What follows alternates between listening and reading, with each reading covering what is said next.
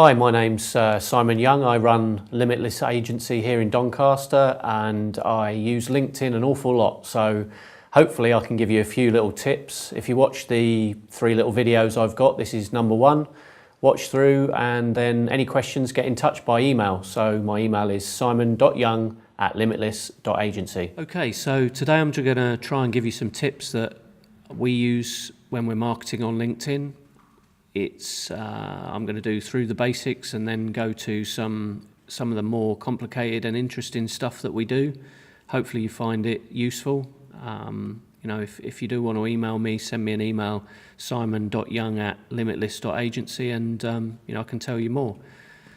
Some of this might be teaching you to suck eggs and basic, but let's move through it. I'll try and get through it as quickly as I can. So when you're logged into LinkedIn, you want a decent profile photo, you need a header image, try and put a call to action or tell people what you do and how you can help them. That's me. And then you've got the opportunity to put in a headline. So if you don't know how to edit this sort of stuff, it's this little pencil here. Here you can change your background photo, you can change your profile image, but this little pencil is going to let you edit your profile. Here's my headline, digital marketing, social media, SEO, LinkedIn expert based in Yorkshire. When people come on my profile, that's what they're going to see as my headline, and that is my call to action. So within that, I've got my current position, I've got where I went to school, and if I scroll down, now a lot of people struggle to find the summary section, so pull this little bar down, get to the bottom, try and have a complete profile as well, because LinkedIn's going to reward you for filling in all these boxes, your location and industry, etc. In your summary section, give a call to action here. So I've got, I want people to email me. I reckon I'm one of the foremost lead generation experts in the UK with what we do on LinkedIn. But, give them a way to get in touch. Talk about keywords. So LinkedIn is a search engine in itself, and it's when people, if somebody's searching for SEO, I want to come up. If someone's searching for Google AdWords, I want to come up. Unless this sort of stuff is in your profile, you're never going to get found for it. So do that. Make this, as I say, complete, and include, I've used Calendly. That's an online booking tool, so people can book online meetings with me if they click on that link. That works well for me. If I scroll further down, I've got my phone number, and I've got more about me, and again, contact details. I've just noticed one of the things I've missed off here, I could really do with my website address.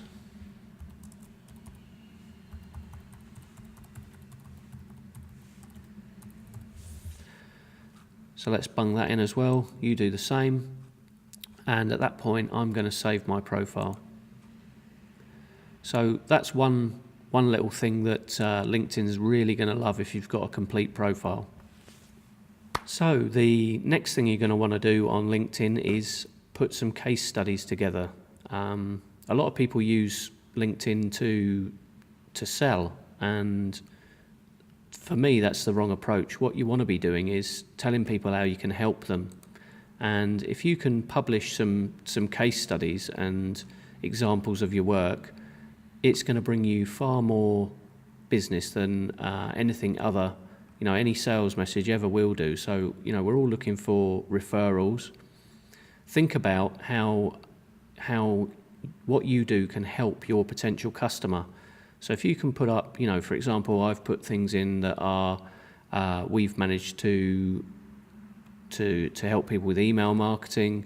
We've helped people with PPC. So we've, some customers we've managed to return 10, 12 times their investment in PPC, which, obviously results in a good ROI for them.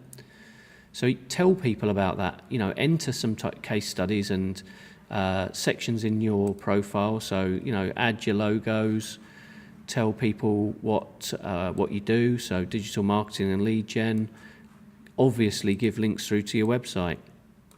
One of the very best tactics you can use for generating business on LinkedIn is joining the right groups. Now, the first mistake people make is they do this sort of thing. So I'm in digital marketing and they go digital marketing. So, you might be in construction, but they go and join groups in which they think they belong. So, I would, in the past, and I've made this mistake myself, I've typed in digital marketing, looked for some groups, and for example, here's digital marketing. It's got 1.1 million members. Yes, I am a member of that group, but some of these groups I'm a moderator on. My customers aren't in that group. There are like-minded individuals, yes, and I might find some inspirational ideas. So, it's not that you shouldn't join these groups, but what you'll find is you want to be posting content in front of people who are going to buy from you. So have a think about which groups your customer lives in. And by that I mean, so for example, for me, I do a lot of work with the restaurant industry. So I might search restaurant and look for groups.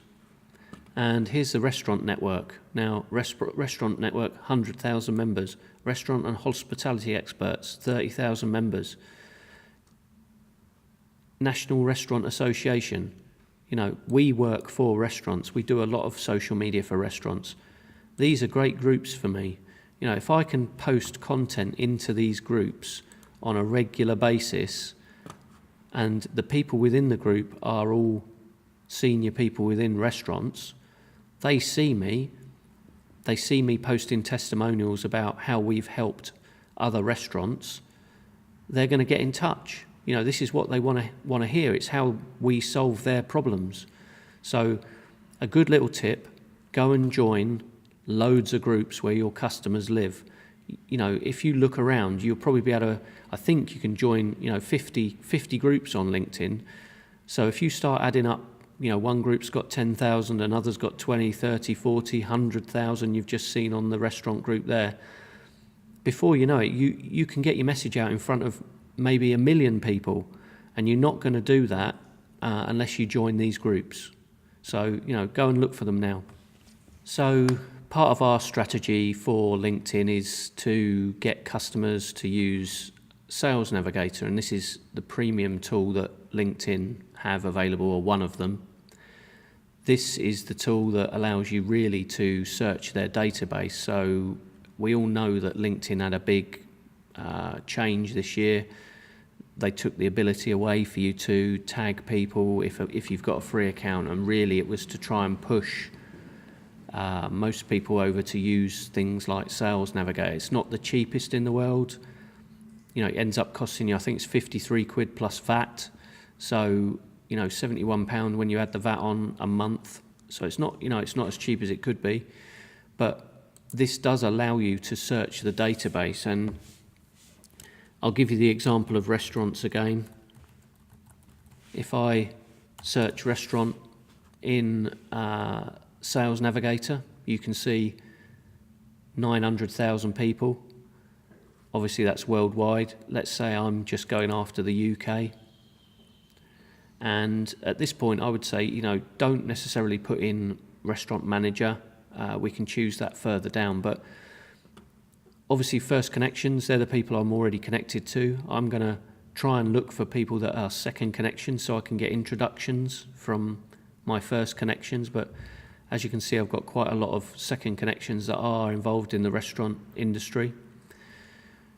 You could attack individual companies. So you could, Jamie Oliver's restaurant group there, I could go and look at all of the employees of that business.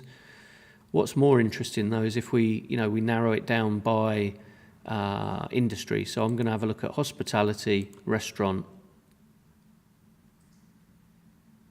food and beverage, and remember, this is, if I search hotel, it doesn't come up. This is written by the guys in the States, so you've got to pick and choose between here, but hospitality, restaurants, food and beverages is good for me.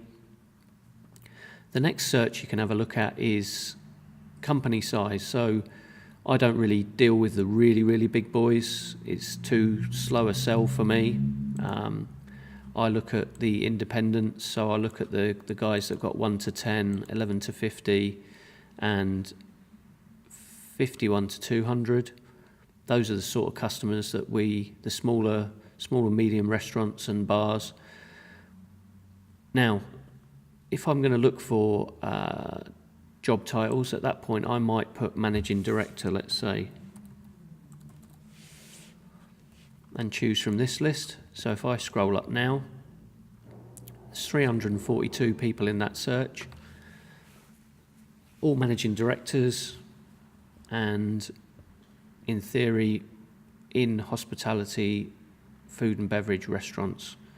So I might want to go and connect to those. So, a good way of connecting to them, or the way LinkedIn wants you to do it, is look at shared connections. Now, I could message one of my first connections, and this is, in theory, how LinkedIn wants you to do to carry out this operation. So I should really go and ask, for example, Sarah, can I have an introduction to Tom? And maybe I'll get that, maybe I won't, but it does give me a touch point with Sarah, gets me a message out to her if I do that. Obviously, there's the opportunity just to connect, and at that point I can go and send a message to Tom that I want to connect. We've all seen this before. This is your standard LinkedIn message that comes through. I'd like to add you to my network. If you send that, it will just send the standard connection, and you either get connected or refused by that person. A far better way to do that is to personalize it and put, Tom, we are helping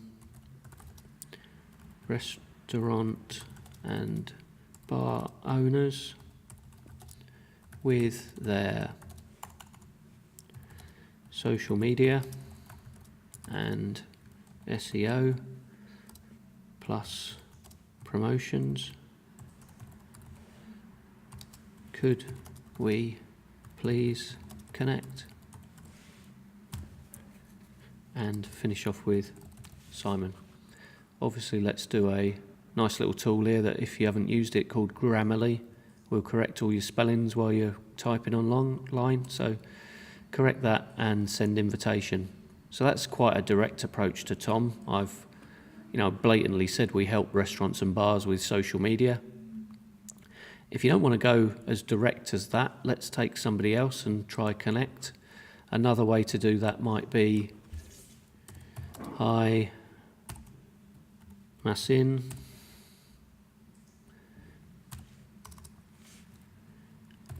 I'm growing my network within the restaurant and bar industry.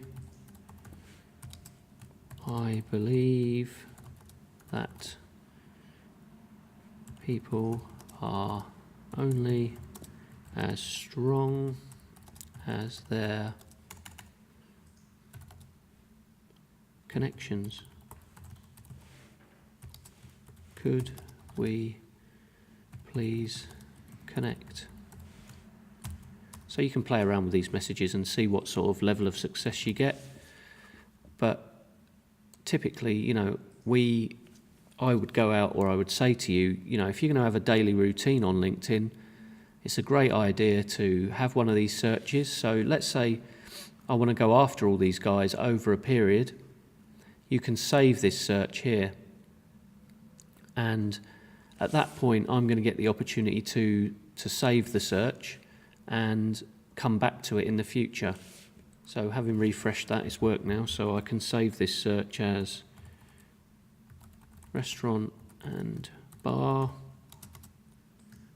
owner directors UK 1 to 200 employees,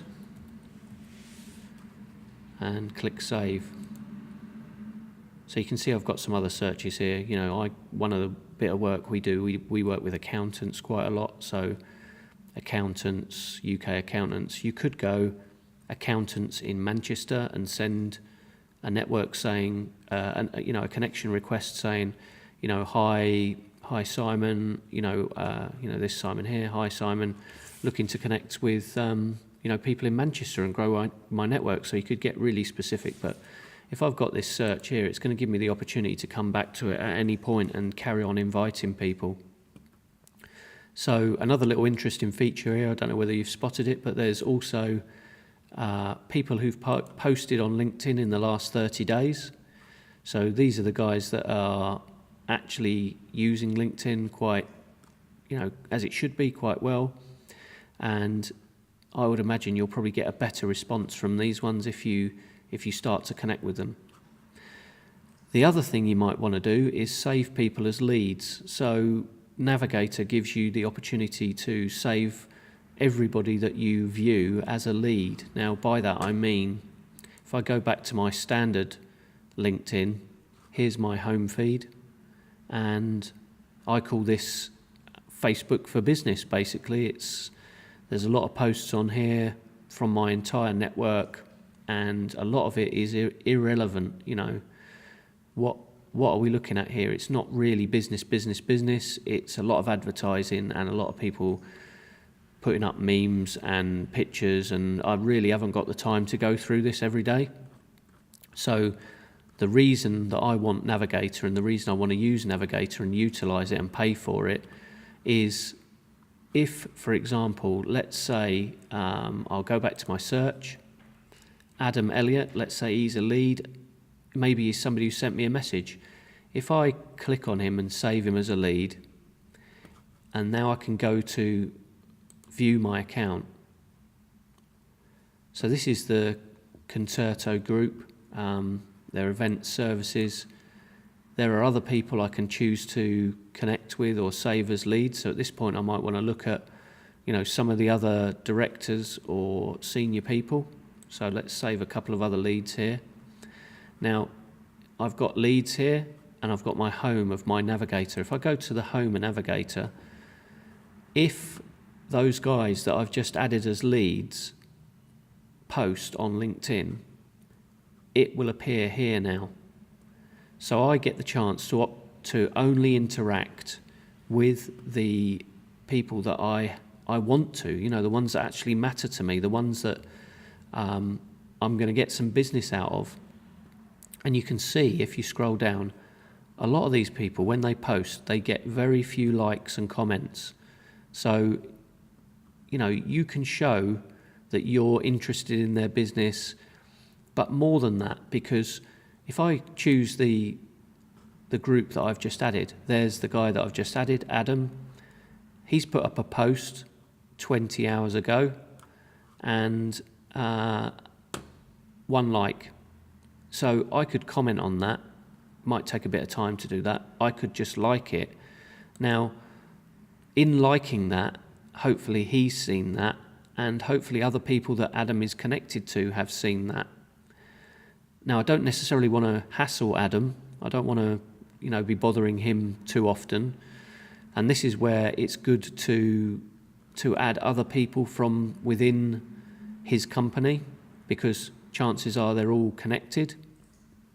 And if you get a bunch of people from the same target company, you can like and comment on their content. Don't go overboard. Don't become a stalker. Just, comment enough and like enough that you've got some visibility in their feed. So at that point, you can start looking at other people in the group. You might want to connect to, other people within the group, etc., etc. It's a process, but I tend to spend 5 or 10 minutes a day coming to the home of Sales Navigator, looking at what's been posted, and maybe, liking and commenting on two or three pieces of content that my leads have posted, and that tends to bring in enough business for me that a steady flow of business. And it's a process, as I was saying. If you carry on with this process on a daily basis over a period, you will see a massive uplift in the number of leads that start coming through to you. So that's the end of the first little training. The next video is going to sort of tell you a little bit more about how you can convert some of your connections into business. So click on the link and watch the next one.